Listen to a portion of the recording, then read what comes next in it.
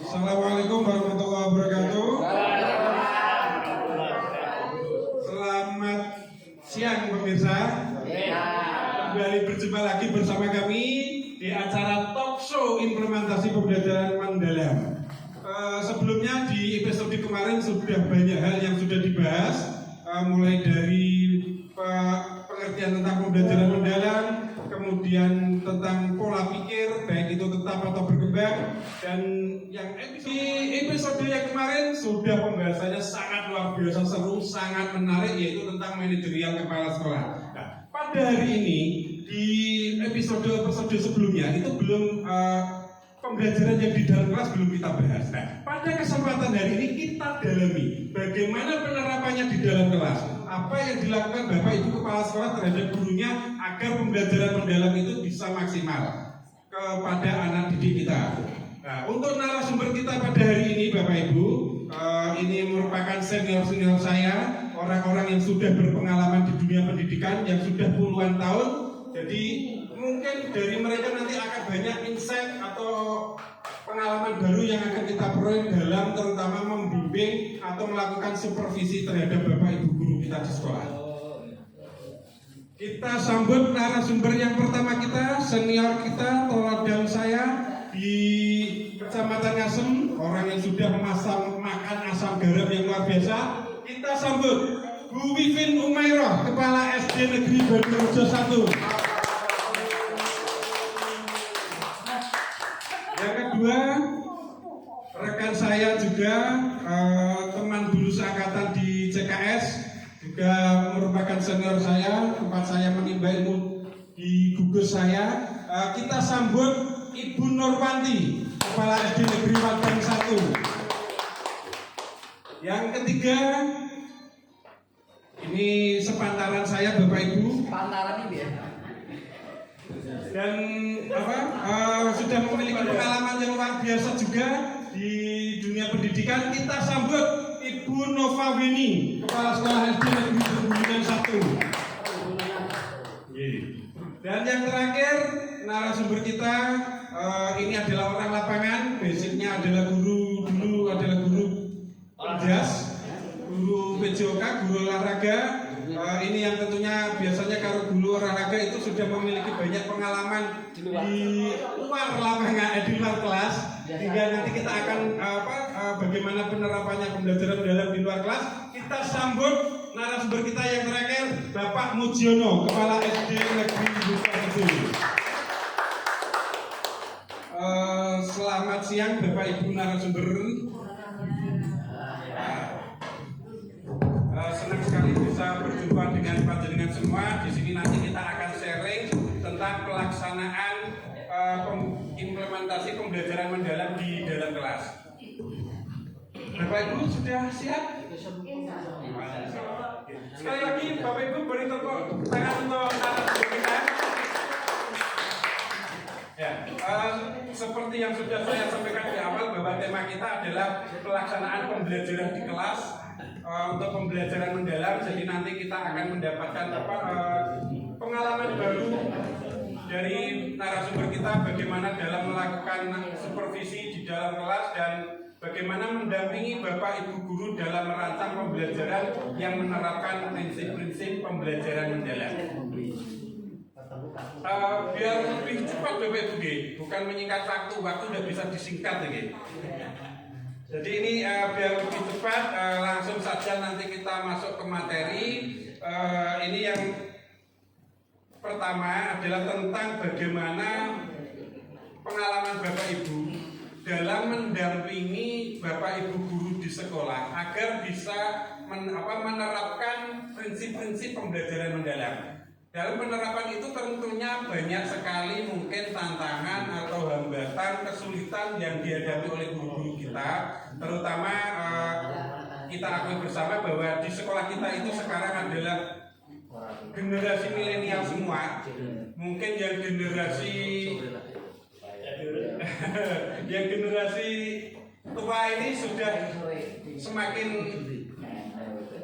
semakin kecil jumlahnya. Jadi ini kan anak-anak baru, anak-anak fresh graduate yang tentunya pengalaman penerapannya di kelas masih kurang dan membutuhkan pendampingan. Nah, ini dari pertama saya butuh tanyakan ke Bu Nurwani terlebih dahulu bagaimana kesulitan yang dialami guru dalam menerapkan prinsip pembelajaran, kemudian solusi yang Ibu berikan apa kepada Bapak Ibu guru yang mungkin mengalami kesulitan atau hambatan agar pembelajarannya bisa maksimal di dalam kelas. Silakan. Terima kasih atas waktu yang diberikan pada saya. Kita melakukan suatu program mustahil tanpa adanya suatu tantangan.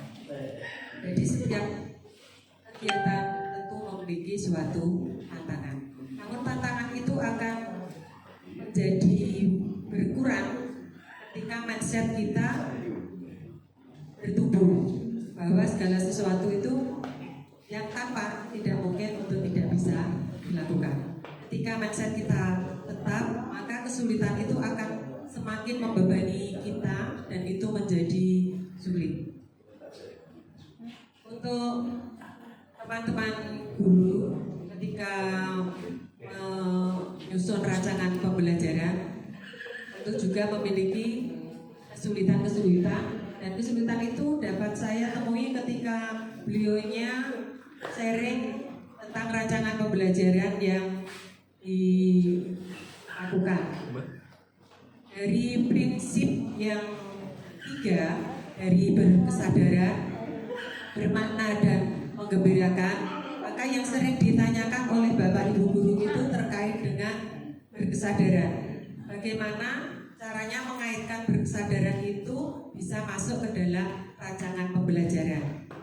Karena kalau kita melihat dari kata bermakna itu bisa muncul ketika kita menggunakan suatu pendekatan yang seperti penggunaan PBL, kemudian pendekatan yang lain menggunakan Canva, itu bermaknanya akan terlihat karena dari kegiatan atau sifatnya itu sudah jelas akan melibatkan siswa.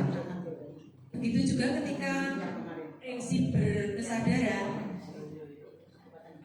itu akan sulit terlihat, karena kalau menurut saya bahwa prinsip berkesadaran itu secara implisit tidak tersurat dengan jelas di rancangan pembelajaran. Jadi hanya tertulis di bagian kegiatan pengalaman belajar. Dan guru kebanyakan menanyakan, bagaimana Bu caranya memunculkan prinsip berkesadaran itu ada di dalam rancangan pembelajaran. Kalau sedangkan bermakna bisa dilihat dari kegiatannya secara jelas, tapi kalau berkesadaran yang muncul nanti ketika kita action itu akan terlihat dengan jelas. Sehingga saya memberikan masukan kepada guru saya agar lebih memahami makna dari berkesadaran itu sendiri. Berkesadaran adalah hadir dengan sepenuh hati, sehingga informasi yang akan nanti disampaikan itu tidak pasif melainkan aktif. Kemudian anak-anak memiliki motivasi dari dalam diri, tidak hanya anak-anak saja, tapi juga dari Bapak Ibu gurunya. Termasuk ketika Bapak Ibu guru menyusun rancangan pembelajaran dan mengalami kesulitan, maka beliau saya beri waktu leluasa, tidak terbatas di kombel atau di forum resmi, tapi bisa menyampaikan kesulitan yang dialami itu setiap saat. Dan di antara guru-guru itu bisa menyampaikan, tidak hanya bertanya pada saya, tapi bisa sharing atau bertanya pada guru yang mengikuti pelatihan. Jadi dari situ dilakukan perbaikan, kemudian sampai akhir di penyusunan RPP-nya sudah ada di dalam rancangan pembelajaran itu sendiri. Kemudian untuk berkesadaran nanti akan terlihat ketika sudah mengeksekusi daripada rancangan pembelajaran di kegiatan Terima kasih. Wah, ini sepertinya tegang sekali. Dari Pak Pras untuk jawaban dari Bu Nurwati. Ya, dari apa yang sudah disampaikan Bu Nurwati tadi bahwa mungkin dengan pendekatan pembelajaran Bu ya, variasi yang digunakan dalam pembelajaran, kemudian motivasi baik guru maupun siswa, dan yang ketiga yaitu tentang bahwa guru itu harus aktif belajar dari mana saja, tidak pandang bulu, bisa dari rekan sejawat dan mengikuti pelatihan-pelatihan yang ada. Jadi guru yang harus aktif Bu ya. Mungkin ada Bu sedikit kendala tentang guru yang tidak aktif, tidak mau mengikuti pelatihan sehingga pola pikirnya seperti yang disampaikan di episode sebelumnya bahwa dia stuck, tidak mau tetap tidak mau berubah gitu. Memang ada di lembaga kami. Sebetulnya beliau menguasai IT, termasuk karena bagiannya adalah operator. Itu dari awal beliau lebih memahami IT daripada saya. Namun karena terkendala kesehatan beliau pasca stroke sehingga kemarin terlihat tidak bersemangat, walaupun tetap berusaha Pak. Tetap berusaha membawa rancangan pembelajaran itu, namun tidak seintens dari guru-guru yang mengikuti kegiatan atau guru yang faktor kesehatan Bu ya? Dari faktor kesehatan. Jadi intinya sebetulnya beliau masih sampai saat ini masih bersikeras untuk memegang dapodi walaupun kondisinya seperti itu. Jadi saya juga tetap memberi kesempatan walaupun tetap memberi tugas pada guru yang lain untuk mendampingi ketika mengerjakan tugas. Semoga guru tersebut cepat pulih kembali Bu ya. Amin. Oke, mungkin dari mohon maaf untuk narasumber yang lain itu mungkin bisa menambahkan pengalaman di lembaganya masing-masing tentang kesulitan dari Bapak Ibu guru dalam merancang pembelajaran yang menerapkan prinsip-prinsip pembelajaran mendalam. Monggo dari Pak Muji silakan. Ya, terima kasih atas waktunya. Yang terpenting saya kira itu perubahan paradigma guru dan siswa dari pembelajaran yang berfokus pada guru dialihkan ke pembelajaran yang berfokus kepada siswa. Terus kesadaran bahwasanya pembelajaran yang diampu itu harus disesuaikan dengan keadaan yang modern semacam ini. Itu. Terima kasih. Ada kesulitannya dari Bapak Ibu guru, mungkin Bapak Ibu gurunya konsul ke panjenengan terkait kesulitan-kesulitan dalam penerapan pembelajaran. Oh begini, kalau di dalam sekolah saya kesulitan itu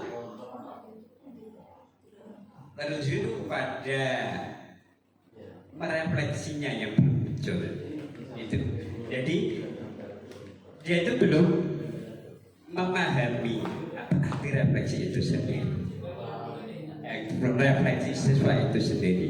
Padahal miskonsepsi di dalam refleksi itu, refleksi bukan penampilan dari siswa, tetapi bagaimana guru itu bisa memberikan suatu siswa itu di dalam penampilannya atau di dalam pembelajarannya itu dia tampil, dia selalu aktif, dia selalu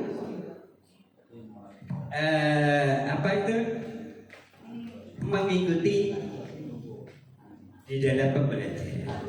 Nah, di sini di dalam miskonsepsi ini,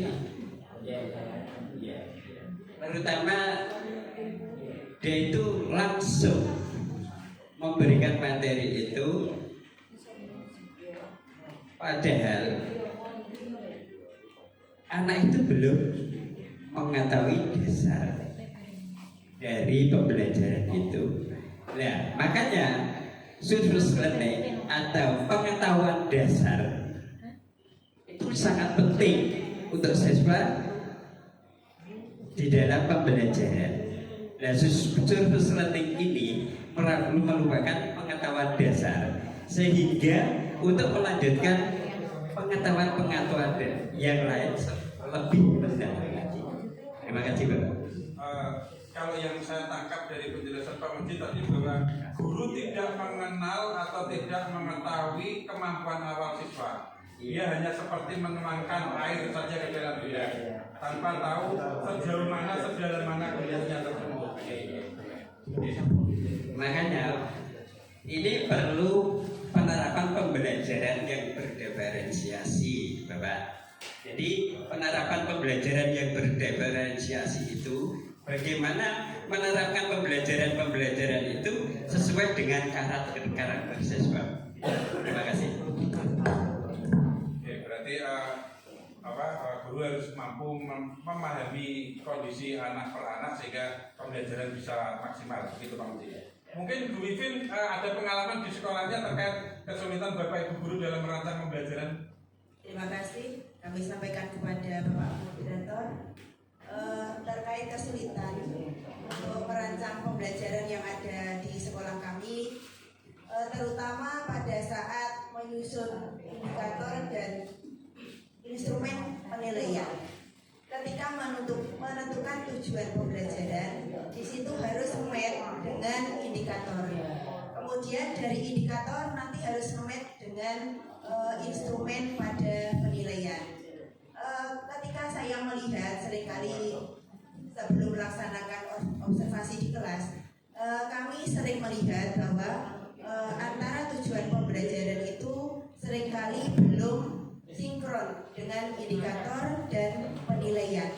Terkadang pada indikator suatu bisa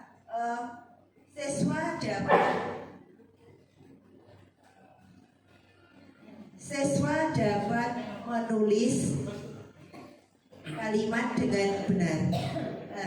Di penilaian terkadang itu yang dinilai bukan tentang cara siswa menulis kalimat dengan benar, akan tetapi yang dinilai itu lain. Jadi ketika saya melihat rancangan pembelajaran yang ada di kelas kami, adanya kurang sinkron atau kurang match antara tujuan pembelajaran, indikator dan instrumen yang akan digunakan. Itu Pak, dari saya. Ya, yang saya tangkap dari penjelasan Bu Wivin bahwa kadang kala itu guru dalam menyusun rancangan pembelajaran antara tujuan pembelajaran dengan penilaian akhirnya indikatornya tidak match, mungkin solusinya Bu Wivin untuk apa biar Bapak Ibu guru dalam menyusun ini bisa lebih maksimal lagi?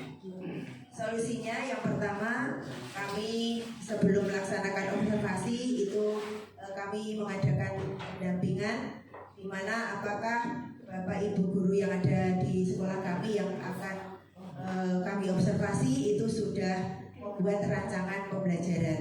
Nah, di situ saya bisa melihat apakah di dalam rancangan pembelajaran itu sudah sesuai dengan sintak atau sistematika dalam rancangan pembelajaran. Jadi kalau misalnya masih ada kekurangan atau masih belum sesuai dengan sistematika pada rancangan pembelajaran, terutama rancangan pembelajaran mendalam, saya akan membimbing insya Allah dan saling sharing. Bukannya saya itu menjadi kepala sekolah itu bukannya orang yang paling pandai, akan tetapi saya sharing. Jadi sampai nanti Bapak Ibu guru kami itu bisa mengerti bagaimana atau paham bagaimana cara menyusun sistematika dalam rencana pembelajaran atau rancangan pembelajaran mendalam. Itu Pak. 20 menit bisa. Wes 20 menit. Lakukan pendampingan dan bahasanya menggunakan sharing biar mungkin guru merasa tidak tertekan. Ya, biar guru itu lebih nyaman ya, tidak merasa bersalah ya. Jadi kita itu istilahnya sharing, ibaratnya kita itu dengan teman gitu Pak. Jadi ngomong gitu ya. Jadi akhirnya Bapak Ibu guru tadi tidak enggan untuk menanyakan bagaimana kesulitan-kesulitan yang dialami kepada saya, sehingga karena saya ya itu tadi sifatnya sharing, membimbing sampai Bapak Ibu guru ya istilahnya kami tidak menggurui seperti itu. Akhirnya Bapak Ibu bisa bertanya kepada kami dengan tidak ada rasa tidak menggurui gitu ya bahasanya. Mungkin dari Bu Nova mau menambahkan, silakan kalau ada ingin disampaikan terkait dengan kesulitan Bapak Ibu di sekolah. Terima kasih kesempatan yang diberikan. Di SDN Triwulan 1 tidak ada kesulitan dalam pembuatan PP di Pak ini. Bisa belajar dengan rekan sejawat yang lebih senior sehingga terjadi kolaborasi antara guru senior dan yang baru itu, kemudian dalam merumuskan indikator pembelajaran sehingga guru senior itu bisa belajar dari guru yang lebih senior itu, kemudian bisa memanfaatkan platform belajar mandiri di PNM, ya bisa melihat contoh di situ, guru bisa memanfaatkan digital, bisa memanfaatkan platform digital yang menyediakan sumber daya contoh RPP dan panduan untuk merancang pembelajaran yang lebih efektif sesuai kurikulum yang berlaku seperti kurikulum merdeka. Terima kasih. Berarti harus ada kolaborasi dan memanfaatkan semua platform untuk guru belajar untuk mengatasi setiap kesulitan gitu ya Bu ya. Kalau istilahnya, kalau kita mungkin bertanya dengan teman itu, kita mungkin terkena kata-kata yang enak, kono itu gak iso gitu ya. Kita bertanya pada guru yang selalu menanyakan pertanyaan-pertanyaan dari kita seperti itu Bu ya. Terima kasih untuk Bapak Ibu narasumber. Ini kan tadi terkait dengan rancangan dalam kesulitan yang dihadapi Bapak Ibu guru di sekolahnya masing-masing itu. Kesulitan dalam merancang. Nah, sekarang kita masuk ke waktu pelaksanaannya ini Bapak Ibu. Nah, bagaimana Bapak Ibu guru itu menerapkan prinsip bermakna dan sepenuhnya hadir di dalam proses pembelajaran di sekolah. Ini mungkin hadir sepenuhnya hadir sepenuhnya itu kan istilahnya kata-kata yang mungkin sepele, tetapi kenyataannya di lapangan itu Bapak Ibu guru itu untuk hadir sepenuhnya untuk siswa itu sepertinya kalau boleh di persentase itu sangat kecil, karena mereka mungkin punya beban di rumah atau mungkin datang ke sekolah masih scroll HP. Nah, ini bagaimana Bapak Ibu kepala sekolah yang hebat ini memastikan Bapak Ibu gurunya itu hadir sepenuhnya dalam prinsip bermakna. Mungkin silakan dari Ibu Wifi terlebih dahulu.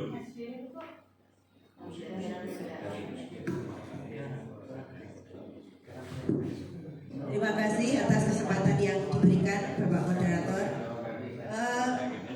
Tadi yang kita bahas terkait prinsip bermakna pada pembelajaran mendalam.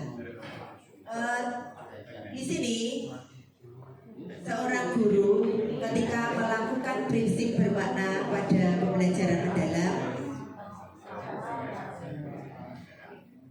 itu harus sadar ya. Jadi terutama pada saat merancang pembelajarannya, bagaimana kita atau bagaimana seorang guru mau mengajarkan materi kepada peserta didik agar pembelajaran yang akan dilakukan itu bisa menjadi bermakna. Nah, untuk melakukan pembelajaran bermakna ketika melaksanakan pembelajaran yang ada di kelas, itu yang harus dilakukan seorang guru yang pertama adalah menghubungkan dengan kehidupan nyata sehari-hari yang dilakukan oleh siswa di rumah ataupun di sekolah. Jadi yang pertama dilakukan dalam membuat rancangan pembelajaran itu materinya harus relevan dengan konsep. Jadi materi dengan konsep itu harus sesuai dan nanti dihubungkan juga dengan kegiatan yang dilakukan oleh siswa-siswi kita setiap hari. Selain itu juga harus menggunakan pembelajaran yang berbasis PBL atau Project Based Learning, di mana di situ dilakukan untuk memecahkan sebuah masalah yang dihadapi bersama.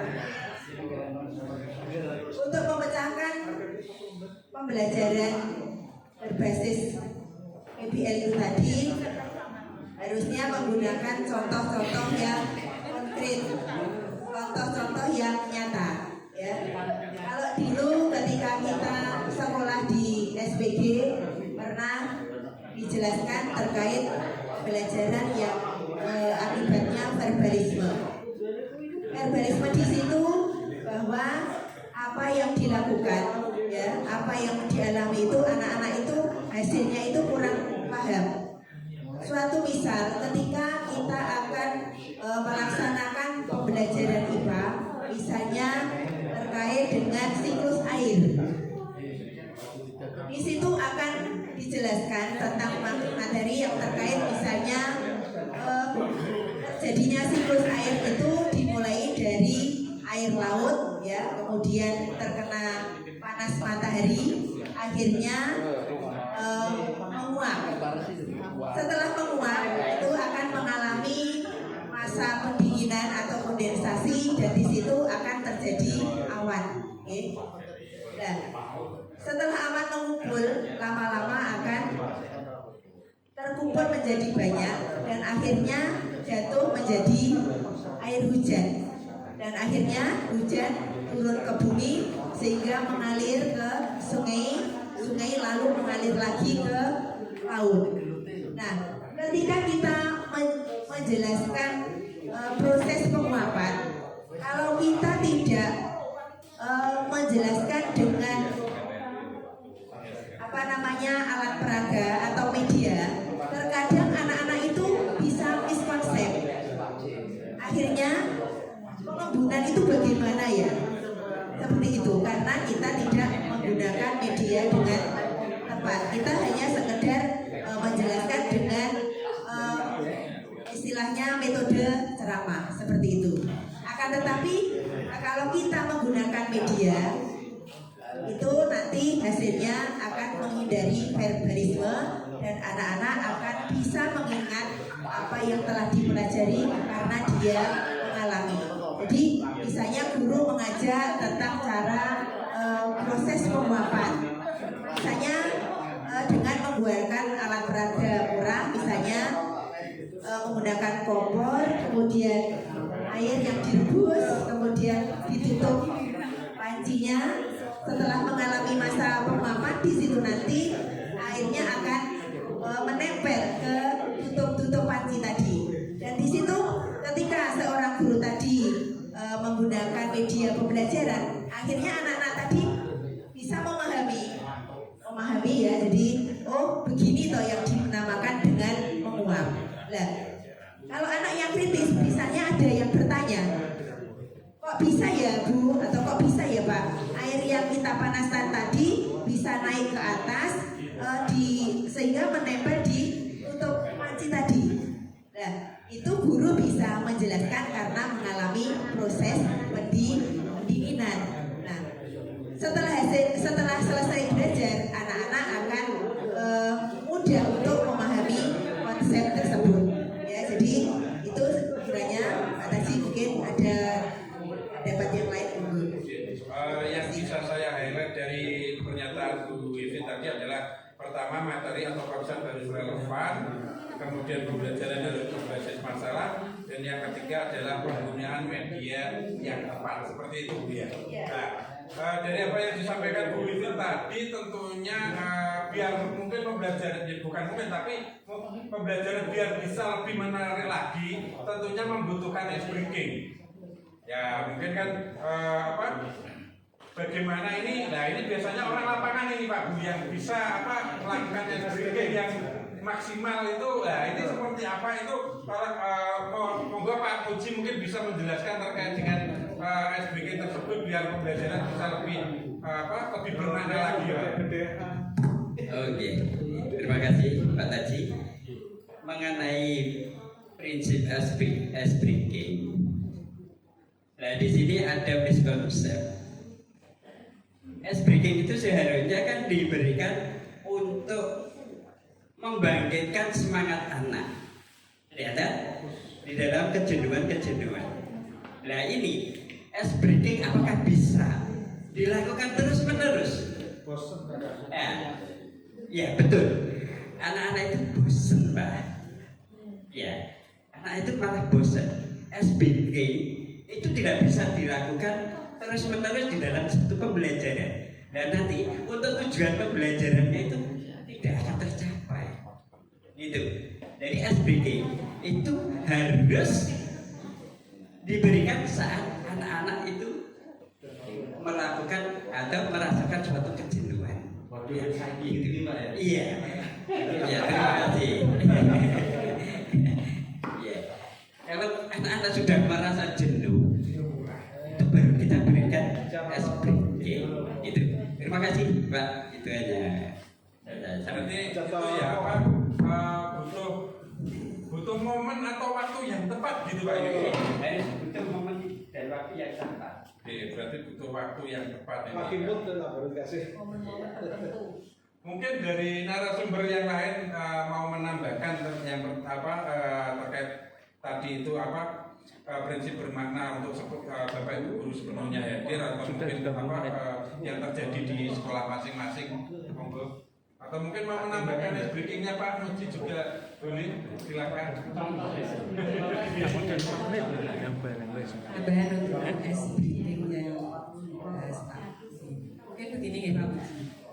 Bapak Ibu guru berusaha untuk menciptakan suasana belajar yang menggembirakan. Namun kalau terlalu banyak, seperti yang jenengan katakan, fokusnya akan biar hanya pada saat ice breaking heboh, tapi setelah itu kembali lagi. Jadi untuk menggembirakan tidak harus selalu ice breaking menurut saya, tapi memberikan pembelajaran yang menarik yang sekiranya anak-anak itu belum pernah mendapatkan dari guru yang lain, misalnya tentang trik perkalian atau hasil. Kalau menghafalkan misalnya perkalian 9 biasanya ada jari-jarinya bergerak semua, terus kemudian kita beri trik hanya membutuhkan satu, ketika kali satu jari yang pertama yang ditekuk berarti yang berdiri tinggal 9. Nanti kalau kali 3 jari ketiga ditekuk berarti sisi kiri ada 2, sisi kanan ada 7, berarti 27. Nah, ketika kita memberikan trik seperti itu juga sesuatu hal yang menarik. Jadi kalau saya bisa berpendapat bahwa SBK tidak harus selalu tekuk-tekuk, tidak harus selalu sorak-sorak, tapi bisa juga dengan menggunakan hal yang menyenangkan untuk anak-anak itu. Terus terkait dengan kegiatan bermakna, kemarin dari pengalaman saya ketika observasi pada Bapak Ibu guru, bahwa bermakna itu adalah anak mengalami sendiri. Jadi ketika anak mengalami sendiri, maka pengetahuan yang diperoleh tidak akan mudah lupa karena mengalami. Dan kemarin juga menggunakan apa yang ada di dalam kelas. Ketika kemarin di kelas 4 ada perubahan energi, itu anak-anak langsung mempraktekkan ketika tangan digosok-gosok, di situ juga terjadi perubahan energi. Kemudian lampu dinyalakan karena beliaunya juga menggunakan video. Jadi di situ juga terjadi perubahan energi. Tidak hanya cukup di kelas saja, kemudian juga dilakukan di luar kelas. Sedangkan yang untuk di kelas 6 kemarin itu menggunakan model pembelajaran role playing. Jadi mereka bermain peran ketika itu di materi PKN, yaitu aturan, mematuhi aturan, dan di sana diperagakan ada berada di lampu merah sehingga anak-anak praktek sebagai pengemudi, kemudian ada yang berperan memberikan lampu itu sesuai kodenya. Dan ketika di sana dipraktekkan lampu aliran listrik padam, ketika para pengendara tidak memiliki berkesadaran yang tinggi, maka kekacauan atau kecelakaan itu akan terjadi. Jadi bukan berarti kalau lampu mati otomatis terjadi kecelakaan, tapi ketika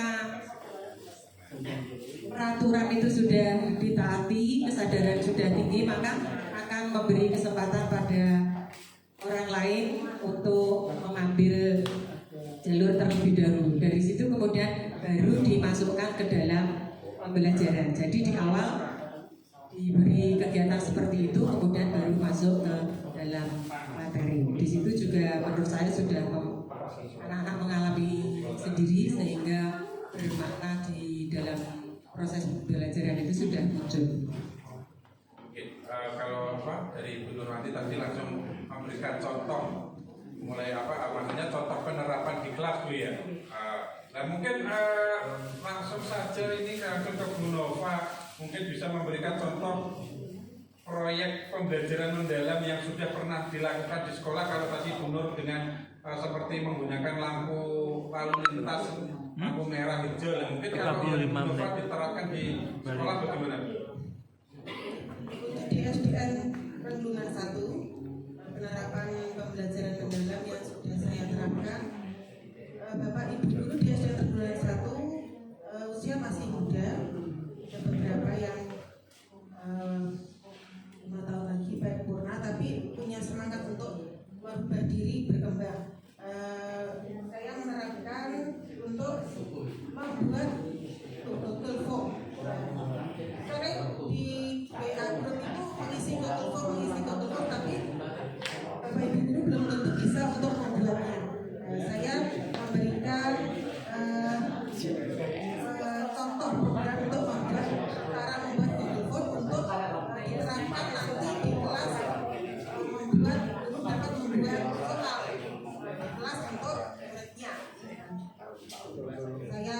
Saya memberikan contoh dengan pemanfaat digital dengan televisi yang layar situ dari pemerintah itu. Saya memberikan contoh di ruangan tertentu dengan jadwal tertentu, kami berikan pelatihan di situ. Itu ya Bu, lebih ke penerapan Google Form untuk membantu pembelajaran, terutama dalam penilaian Bu ya. Ya. Bapak Ibu beri aplaus untuk tanpa terasa Bapak Ibu kita sudah berada di penghujung episode hari ini. Mungkin sebelum acara ini saya tutup, mungkin ada closing statement dari Bapak Ibu yang ingin disampaikan terkait dengan implementasi pembelajaran mendalam di sekolahnya masing-masing. Monggo bisa dimulai dari Bu Iwin terlebih dahulu, silakan Bu. Terima kasih kepada Bapak Moderator, bahwa intinya di dalam pembelajaran mendalam, sebelum kita melakukan pembelajaran yang ada di kelas, itu kita hendaknya membuat rancangan pembelajaran terlebih dahulu, sehingga besok ketika Bapak Ibu guru mengajar di kelas, itu pembelajaran bisa dilakukan dengan berkesadaran, bermakna, dan menggembirakan. Itu Pak. Terima kasih Bu. Mungkin yang lain silakan narasumber yang lain untuk closing statementnya. Saya lebih ke alhamdulillah mendapatkan kesempatan mengikuti pelatihan pembelajaran mendalam ini. Dengan mengikuti kegiatan ini, saya semakin sadar bahwa saya masih memiliki banyak kekurangan.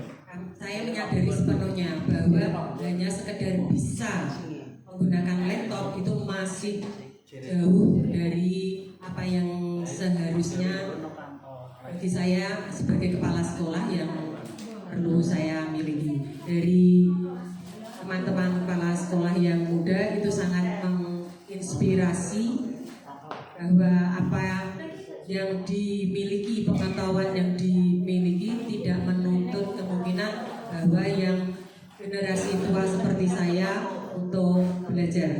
Jadi pepatah Jawa mengatakan kebun musuh budel itu ternyata sekarang terjadi, dan saya tidak malu untuk belajar itu. Sehingga terima kasih pada teman-teman yang bersedia berbagi ilmu dan pengetahuan sebagai bekal nanti saya di lembaga agar lebih baik lagi.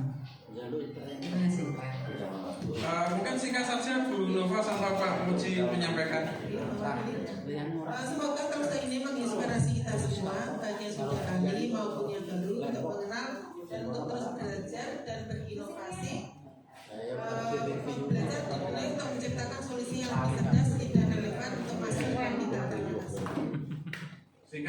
Ji silakan. Oke, terima kasih.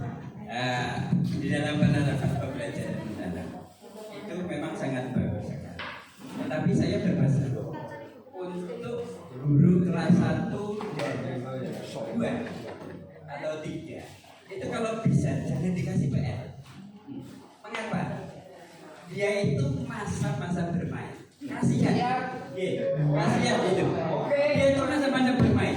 Tapi kelewatkan di masa bermainnya. Ya, terima kasih. Sekali lagi beri aplaus untuk Bapak Ibu. Banyak hal yang kita peroleh hari ini dari keempat narasumber. Intinya kita sebagai kepala sekolah harus tetap belajar, terus mengupdate diri sehingga kita bisa mendampingi Bapak Ibu guru kita di sekolah agar bisa menerapkan pembelajaran mendalam di sekolahnya dengan baik. Bapak Ibu sekalian, sekian episode kali ini. Saya Sutaji, tuan rumah Talkshow implementasi pembelajaran mendalam. Saya kira, assalamualaikum warahmatullahi wabarakatuh.